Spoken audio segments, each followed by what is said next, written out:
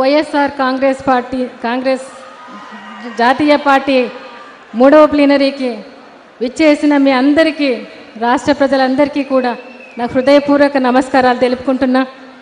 చిన్నవారికి దీవెనలు తెలుపుకుంటున్నా. మనం ఇవాళ గతంలో మరి 2 సార్లు ప్లీనరీ ఎస్టేట్లో జరుపుకోవడం జరిగింది.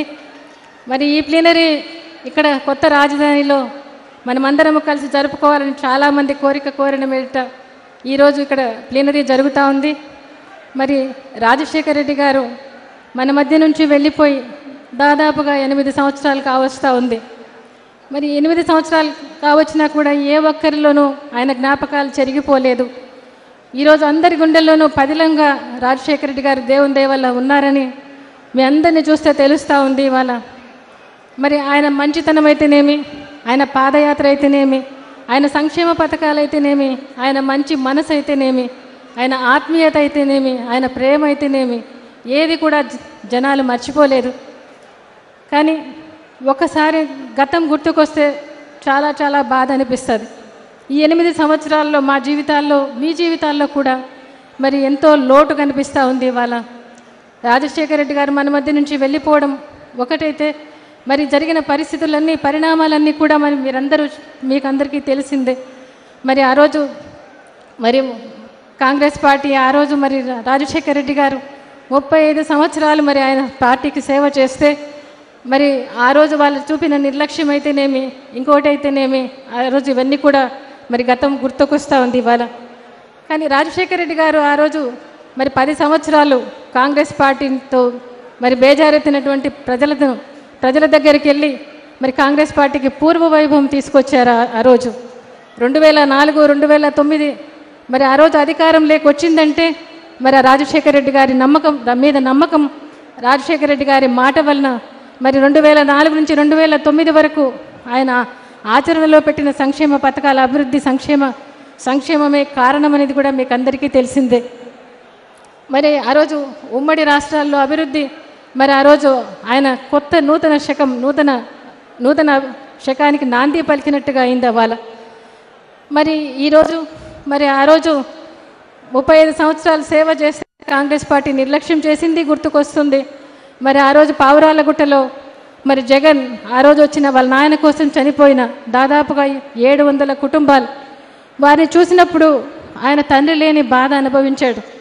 ఆ బాధ తన అనుభవంలో ఉంది కాబట్టి ఆ రోజు తను ఇచ్చిన మాట, వారి కుటుంబాలను ఓదారుస్తానని చెప్పిన మాట కూడా గుర్తుకొస్తుంది ఇవాళ. మరి ఓదార్పు యాత్ర ఆ రోజు మరి కాంగ్రెస్ పార్టీ హైకమాండ్ ఓదార్పు యాత్ర వద్దని, మరి ఎమ్మెల్యేలను ఎవరిని కూడా సహకరించవద్దని చెప్పిన వారి కఠిన మనస్తత్వము గుర్తుకొస్తుంది. మరి జగన్ ఏ రోజు ఒక ముఖ్యమంత్రి కావాలని ఏ రోజు కోరుకోలేదు. ఆ రోజు కూడా సోనియా గాంధీకి చెప్పడం జరిగింది, రాజశేఖర రెడ్డి గారు మా నాన్నగారు చెప్పిన 41 మంది ఎంపీలను నేను మీకు తీసుకొస్తాను, 2014 ఎలక్షన్లలో ఈ రాష్ట్రంలో తిరిగేదానికి నాకు ఇమ్మని చెప్పి అడగడం జరిగింది. ఆ రోజు నిజంగానే మరి ఆ పార్టీలో ఉండింటే అలాగే జరిగి ఉండేది కూడా అని కూడా నేను చెప్తా ఉన్నా ఇవాళ. మరి ఆ రోజు అది ఎందుకు నిదర్శనం అంటే, ఆ రోజు 150 మంది ఎమ్మెల్యేలు జగన్ కావాలని కోరుకున్నా కూడా హైకమాండ్ మరి రోసయ్య గారిని చేయాలని అనుకున్నప్పుడు మరి జగన్ బాబు తన తండ్రి అధికారంలోకి తెచ్చిన పార్టీ మరి తన కూలదోయనని తీసుకున్న నిర్ణయమే ఆ రోజు రోసయ్య గారిని ముఖ్యమంత్రిగా చేశారని కూడా మనకందరికీ తెలిసిందే. మరి చెప్పాలంటే మరి ఈ పార్టీ రాజశేఖర రెడ్డి గారి ఆశయాల కోసం, ఆయన సిద్ధాంతాల కోసం పుట్టిన పార్టీ ఇది అని కూడా మీకందరికీ కూడా చెప్తున్నా. మరి ఆ రోజు మరి ఈరోజు ఆయన సంక్షేమ పథకాలు అడ్డుకునే ప్రభుత్వాలను తండ్రి ఆ రోజు మరి ఆయన ఇచ్చిన సంక్షేమం ఆరోగ్యం కోసమైన, ప్రాణం కోసమైన, పిల్లల చదువుల కోసమైన, బడుగు బలహీన వర్గాల కోసమైన మరి ఆ రోజు ఈరోజు కూడా మరి వారి సంక్షేమం కోసం కాపలాదారుగా ఉండే పార్టీ అని కూడా మీకందరికీ చెప్తున్నా. మరి చూస్తే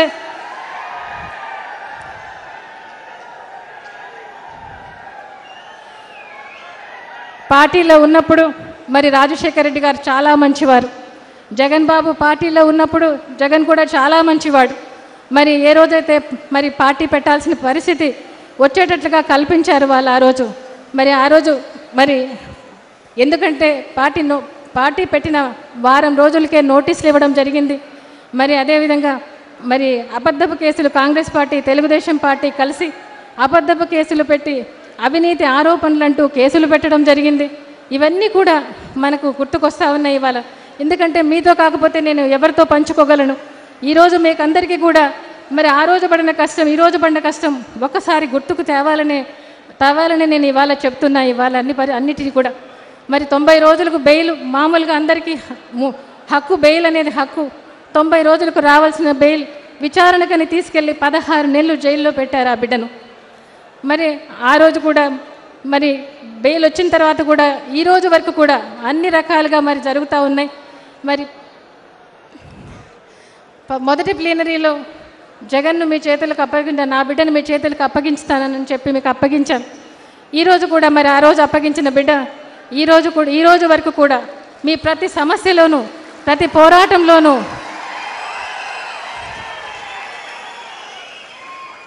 ఒక ఏ ప్రభుత్వ పథకాలు ఏది నీరు గారినా, ఆరోగ్యశ్రీ నీరు గారినా, మరి ఫీజు రియంబర్స్మెంట్ నీరు గారినా, ఒక రాజశేఖర రెడ్డి గారు ప్రారంభించిన ప్రాజెక్టులు పూర్తి చేయటం కోసమైనా మరి ప్రతి ఒక్కరి కోసం కూడా అసెంబ్లీలోనూ లోపల బయట కూడా పోరాడుతూనే ఉన్నాడు.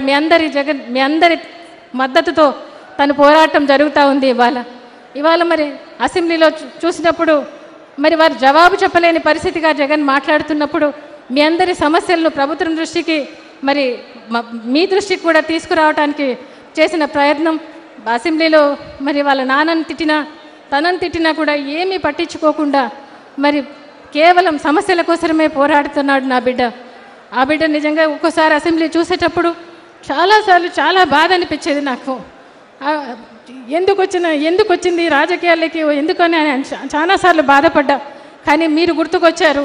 రాజశేఖర రెడ్డి గారు ప్రేమించిన ప్రజలు, రాజశేఖర రెడ్డి గారు పెట్టిన సంక్షేమ పథకాలు, మీ అందరి కోసం జగన్ నిలబడ్డాడు. అదేవిధంగా నిలబడాలనే ఒకే ఒక ఆశతో మరి నాకు చాలాసార్లు ఇది అనిపించింది. జగన్ ఏడుపు వచ్చినా కూడా జగన్ మీతో ఉన్నాడని ఒక్కోసారి ధైర్యం వస్తుంది, బాధ వస్తుంది కూడా నాకు. మరి ఈరోజు మరి ఒకసారి మరి మనం ఆ పోరాటాలన్నింటిలో కూడా మీ తోడు మీరు ఉంచినారు. జరిగే యుద్ధంలో కూడా మీరు తోడు ఉండాలని మిమ్మల్ని అందరినీ కూడా కోరుతా ఉన్నా. మరి ఈరోజు మన వచ్చిన ప్రభుత్వాలు మరి ముఖ్యంగా ఇప్పుడు జరిగే ప్రభుత్వం మరి ఇప్పుడు జరిగే ప్రభుత్వం మరి ఎన్నో ఆచరణ సాధ్యం కాని హామీలను మీ ముందర ఉంచి ఈరోజు ప్రభుత్వం అధికారంలోకి వచ్చింది. గడిచిన 3 ఏళ్లుగా ఈ ప్రభుత్వం చేసే పనితీరు ఏ ఒక్క పనైనా కూడా చేసిన దాఖలాలు లేవు. ఏ ప్రాజెక్టు మొదలుపెట్టిన దాఖలాలు లేవు. ఏ ఒక్క పని చేసింది దాఖలాలు లేవు.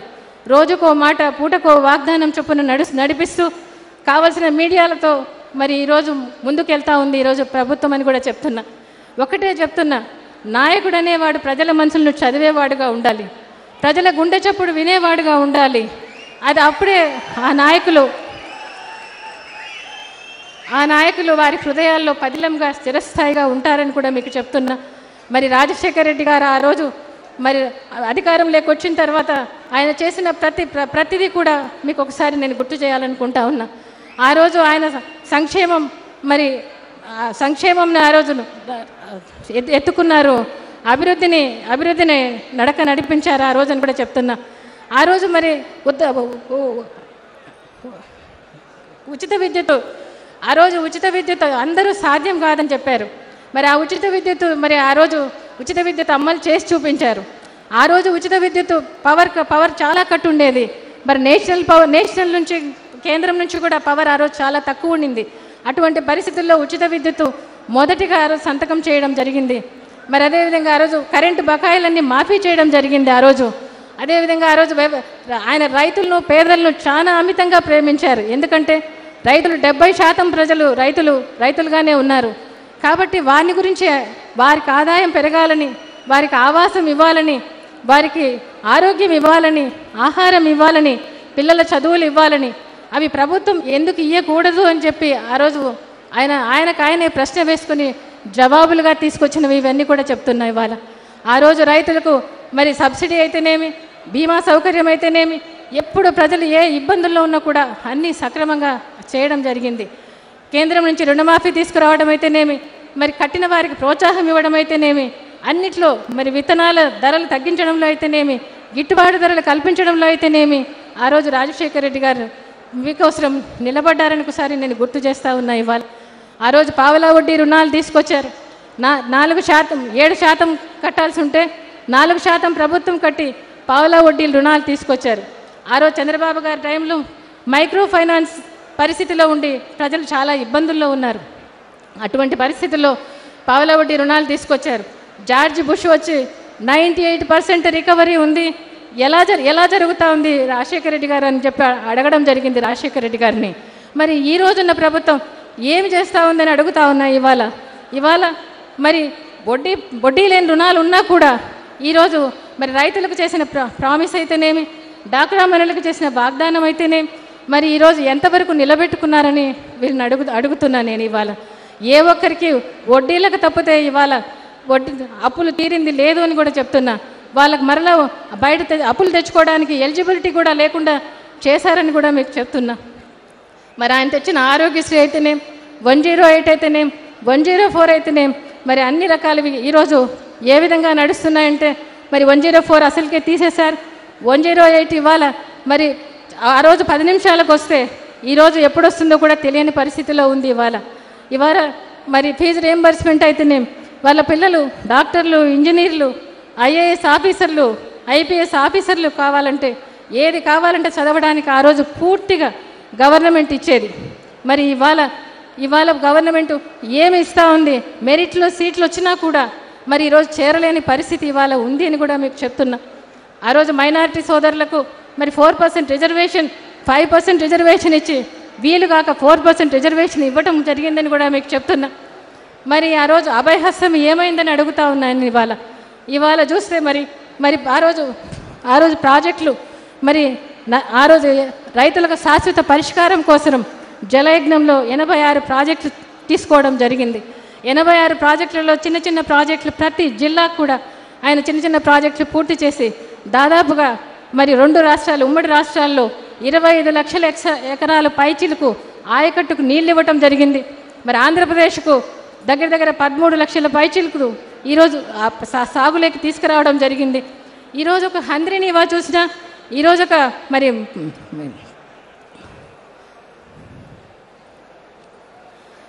ఈరోజు ఒక హంద్రీనివా చూసినా, ఈరోజు మరి గాలి నగేరు చూసినా, పులిచింతలో స్టోర్ చేసుకుంటామన్నా, మరి దేవాదుల, కల్వకుర్తి, భీమా, నెట్టంపాడు ఈరోజు మరి ఎన్నో దగ్గర 60%, 70% పూర్తయిన ప్రాజెక్టులను చూసినప్పుడు మనకు అర్థమవుతుంది రాజశేఖర రెడ్డి గారు కనిపిస్తారు. ఆ రోజు చాలా ప్రాజెక్టులు ఆయన పూర్తి చేయడం జరిగింది. మరి పోలవరం కాలువలు చూస్తే రాజశేఖర రెడ్డి గారు గుర్తుకొస్తారు. ఇవాళ పోలవరం రాజశేఖర రెడ్డి గారు ఉంటే ప్రాణహిత పోలవరం కూడా పూర్తి అయి ఉండేటివని కూడా మీకందరికీ తెలిసిందే. మీకందరికీ కూడా నేను చెప్తున్నా. మరి ఈరోజు మరి ఒకటి అడుగుతున్నా, ఈరోజు మరి వచ్చిన గవర్నమెంట్లు, మధ్యలో వచ్చిన గవర్నమెంట్లు అన్నీ కూడా ఏమి చేశాయని, ఏ ప్రాజెక్టులు చేశాయని అడుగుతున్నా. ఈరోజు పోలవరంకు నీళ్ళు వచ్చి ఉంటే మనం సస్యశ్యామలంగా ఉండేదని కూడా మీకు చెప్తున్నా ఇవాళ. మరి అదేవిధంగా మరి ఈరోజు రిలయన్స్ వాళ్ళు ఆ రోజు మన రాష్ట్రం నుంచి గ్యాస్ తీసుకుపోతారంటే ఆ రోజు రాజశేఖర రెడ్డి గారు మా రాష్ట్రం నుంచి గ్యాస్ తీసుకొని వెళ్తున్నారు, మా రాష్ట్ర అవసరాలకు తీర్చకుండా ఎలా తీసుకెళ్తారని చెప్పి నిలదీసిన వ్యక్తిత్వం రాజశేఖర రెడ్డి గారిదని కూడా మీకు అందరికీ గుర్తు చేస్తున్నా. ఈరోజు 24 గంటలు కరెంట్ ఇస్తానన్న ప్రభుత్వం, మరి ఈరోజు గొప్పలు చెప్పుకుంటున్న ప్రభుత్వం అడుగుతున్నాను ఇవాళ ఏమి చేశారని మంత్రం వేశారా అని అడుగుతా ఉన్నా. రాజశేఖర రెడ్డి గారు ఆ రోజు జెన్కోను బలపరిచారు. చంద్రబాబు నాయుడు గారు ఆ రోజు మరి ప్రైవేట్ వ్యక్తులకు పవర్ ఇవ్వడం జరిగింది. అవి అన్నిటికీ సరిగా చెప్పిన ప్రామిసులు నెరవేర్చలేక ఆ రోజు ఏ ప్రాజెక్టు నడిచింది లేదు. మరి నేను అడుగుతున్నాను ఇవాళ విజయవాడ థర్మల్ పవర్ అయినా, రాయలసీమ థర్మల్ పవర్ అయినా, కొత్తగూడెం థర్మల్ పవర్ అయినా మరి ఆ రోజు జెన్కోను బలంగా చేశారు కాబట్టి మరి సెంట్రల్ గవర్నమెంట్ నుంచి కూడా వచ్చిన గ్రిడ్ల వల్ల వచ్చిన కరెంటు వల్ల ఈరోజు 24 గంటలు కరెంట్ ఇవ్వగలుగుతున్నారని కూడా చెప్తున్నా. మీరు ఏం చేశారని ఈ ప్రభుత్వాన్ని అడుగుతున్నా నేను ఇవాళ. మరి ఈరోజు ఒకటి మరి మేనిఫెస్టోలో ఉన్నవి కొన్ని, లేనివే చాలా చేశారు రాజశేఖర రెడ్డి గారు. రాజశేఖర రెడ్డి గారిని ఆయనకు సాచురేషన్ విధానంలో తీసుకెళ్లారు. ఆయన కులము మతము మరి ప్లేసు ఏదీ కాదు, ఆయన మానవతావాది. మానవత్వంతో పరిపాలన చేస్తే ఈ రాష్ట్రానికి ఎన్ని మేలులు జరుగుతాయో మనం చూస్తున్నాం. ఇవాళ ఒక్కటైతే నేను చెప్తున్నా, మరి ఈరోజు రాజశేఖర రెడ్డి గారు చేసిన సంక్షేమ పథకాలు ఈరోజు ఏ ఒక్కరూ తీసివేసేదానికి, ఏ ముఖ్యమంత్రి తీసివేయాలన్నా కూడా తీసివేయలేని విధముగా పథకాలు ఉన్నాయని కూడా మీకు చెప్తున్నా. ఈరోజు మరి ఒకటే నేను అడుగుతున్నా, తెలంగాణ ప్రభుత్వమైన ఈ ప్రభుత్వమైన ఆంధ్రప్రదేశ్ ప్రభుత్వమైనా కూడా తీయలేని పరిస్థితే కాదు. మరి ఈరోజు ఆయన విశ్వవిద్యాలయాల్లో అయితేనేం, ఆయన ఆసుపత్రుల్లో అయితేనేం, పంట పొలాల్లో అయితేనేం రాజశేఖర రెడ్డి గారి సంక్షేమ పథకాలు ఈరోజు మనకు కనిపిస్తాయి. నేను అడుగుతున్నా, మరి రాజశేఖర రెడ్డి గారి సంక్షేమ పథకాలు మరి చేసి మరి చంద్రబాబు నాయుడు గారిని కూడా అడుగుతున్నా, మీరు ఏం చేశారని చెప్పి అడుగుతున్నాను. ఇవాళ ఈరోజు మీరు తలకిందలు తపస్సు చేసినా కూడా మరి రాజశేఖర రెడ్డి గారు ప్రజల్లో నిలబడిన రీతిగా రాజశేఖర రెడ్డి గారి సంక్షేమ పథకాలు చూపించేంతగా మీరు నిలబడలేరు, చేయలేరు అని కూడా చెప్తున్నాను. ఇవాళ ఒకటే మిమ్మల్ని అందరినీ కోరుతున్నా, అన్నిటిని కూడా మీకు గుర్తు చేస్తున్నా, మీకు అన్నీ మీరందరూ ప్రజల్లోకి వెళ్ళాలని కోరుతా ఉన్నా. రాజశేఖర రెడ్డి గారు చేసిన సంక్షేమ పథకాలు చెప్పాలని కోరుతా ఉన్నాను ఇవాళ. ఎందుకంటే మరి చెప్పినప్పుడే ప్రజలకు మరలా గుర్తుకొస్తాయి, చెప్పాలని మిమ్మల్ని అందరినీ కోరుతున్నా. మరి ఈరోజు మరి జగన్ బాబును ఆశీర్వదించమని మిమ్మల్ని అందరినీ కూడా కోరుతా ఉన్నాను. ఇవాళ ఒక్కటైతే మీకు సలహా ఇస్తున్నా, రాబోయే యుద్ధంలో మరి ఈ రాష్ట్ర ప్రభుత్వానికి మరి చరమగీతం పాడే సమయం ఆసన్నమైంది. మనమందరము విద్యుక్తులం కావాలని కోరుతున్నా. మీరు ఏ ఒక్కరు కూడా ఓవర్ కాన్ఫిడెన్స్ లేకపోకుండా మరి పార్టీకి కష్టపడాలని మిమ్మల్ని అందరినీ కోరుతున్నా. పార్టీ అభ్యర్థులను ఎవరిని నిర్ణయించినా కూడా వారికి మీరు సమిష్టి కృషిగా పనిచేసి గెలిపించుకోవాల్సిన బాధ్యత మన మీద ఉందని కూడా కోరుతున్నా. కానీ ఏ ఒక్కరూ బాధపడాల్సిన అవసరం లేదు, అర్థం చేసుకోమని అడుగుతున్నాను. ఇవాళ పార్టీ ఏ ఒక్కరిని కూడా జగన్ బాబు ఏ ఒక్కరిని కూడా పోగొట్టుకోడు. వారందరికీ మనం అధికారంలోకి వచ్చిన తర్వాత సముచిత స్థానం తప్పకుండా ఉంటుందని కూడా చెప్తున్నా. ఒక్కసారి మాట ఇస్తే మాట తప్పే కుటుంబం కాదు అని కూడా మీకు అందరికీ మనవి చేస్తున్నాను. ఇవాళ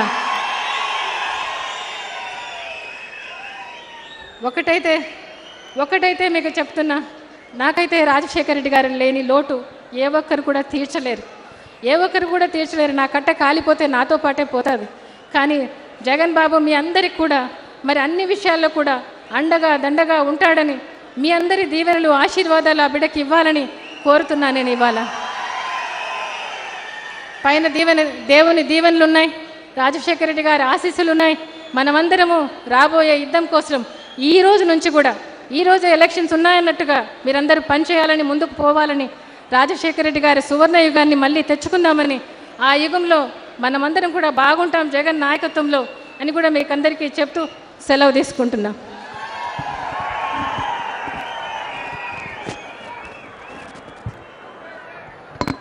హాయ్ ఫ్రెండ్స్, మా టుడే టుమారో యూట్యూబ్ ఛానల్ చూస్తున్నందుకు చాలా థ్యాంక్స్.